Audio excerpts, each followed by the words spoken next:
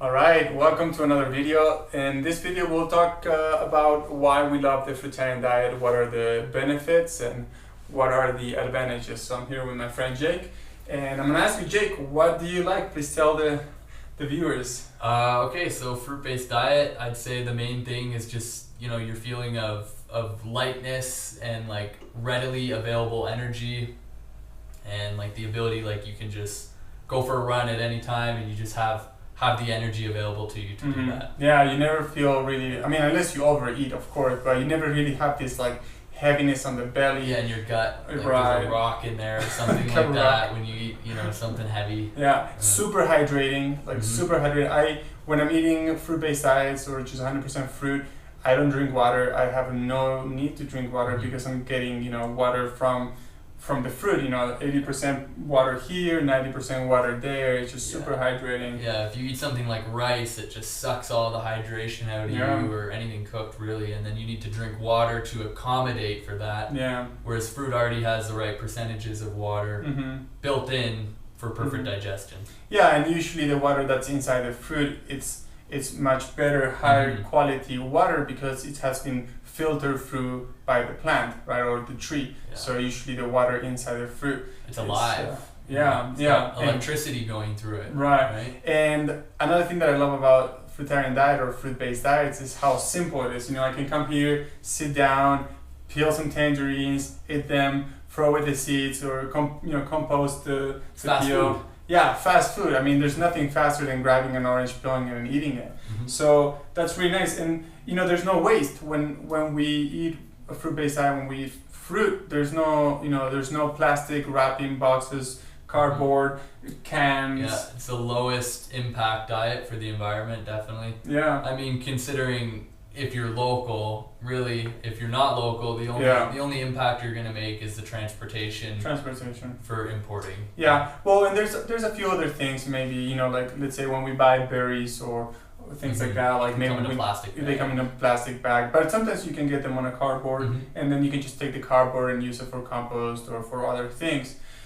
Another thing that I really like is in terms of energy, you save a lot of energy because you don't have to use fire to cook it or electricity to cook it. You don't have to waste any water cleaning dishes. Maybe you'll have a spoon, a fork, a knife, a cutting board at most, a bowl, maybe, but super simple, right? And you don't need to spend money on kitchenware. You don't have to have pots, pans, ovens, microwaves, stoves.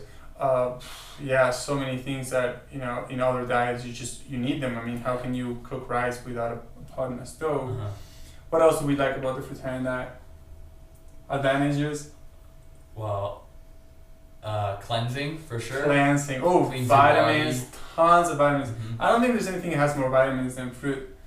No. I mean, people usually talk about some vitamins like the whole B12 situation that is still a huge debate on do we really need B12? That's another video though. That's a completely different story. Sometimes people complain about minerals, like they say, well, you can't really get that many minerals from fruits because the soil has been deplenished and whatnot. What do you think about that? I think if you look at, usually greens are looked at like the high mineral food, and then fruits are looked at like the high vitamin food. And I think we thrive on vitamins more so than minerals. Like cows and herbivores, horses, sheep, they eat the greens because they get the minerals from it. But I think we go for the fruits for the vitamins. Yeah, and I would say that transportation, in terms of, let's say if I'm traveling, if I'm moving around, maybe bringing some oranges with me or some tangerines or some grapes or even bananas is so much easier than if I bring some legumes, and I have to bring the legumes, I have to bring the water to cook it, and the pots and the... Or even finding it while you're out is not that hard too if you don't feel like bringing it with you. There's usually fruit everywhere, any grocery store or market or street vendor, something like that. Usually it's not too hard to find some fruit. Right. What about disadvantages?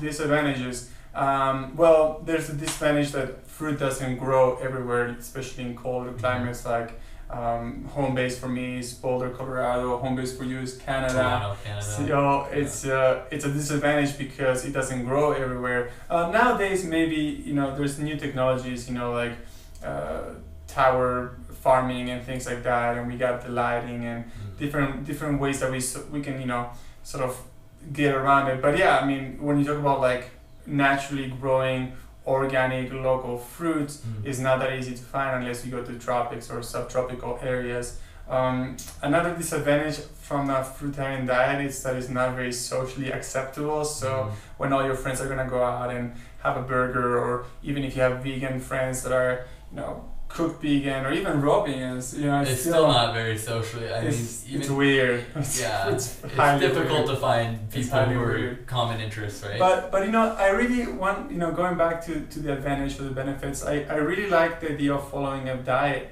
that it's more in tune with how my body is made. You know, I looked at this a lot, very extensively, and I've written some really good articles about it, where it's very clear to see that humans are mainly frugivores. And you know, of course we could say that we're omnivores because we can eat any food we want and, you know, get some amount of nutrition. But when you look at what our bodies most better designed to eat, it's fruit. You know, we can see the colors, we can climb the trees, we have the hands to pick them.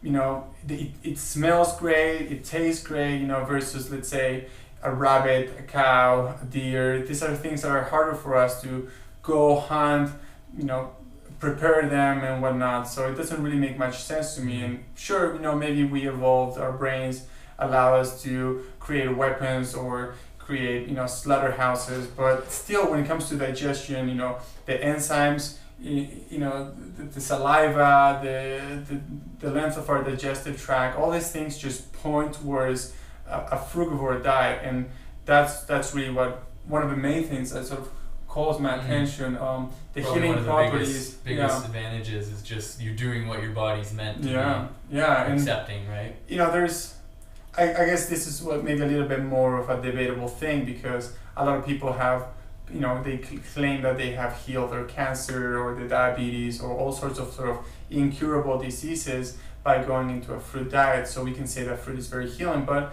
you know, I'm sure that if you go online and you research, you can find people that they heal the diabetes on a McDonald's diet. You know, anybody can say anything about anything. Oh, right? weight loss is yeah. huge advantage. I don't think it's possible to gain weight on a fruit-based diet. Even if you were eating like 10 avocados a day, it would be so difficult. You would have to really try to gain weight. But yeah, I guess we could do another video on disadvantages. I think that would be good. Cool. Alrighty, check the next video.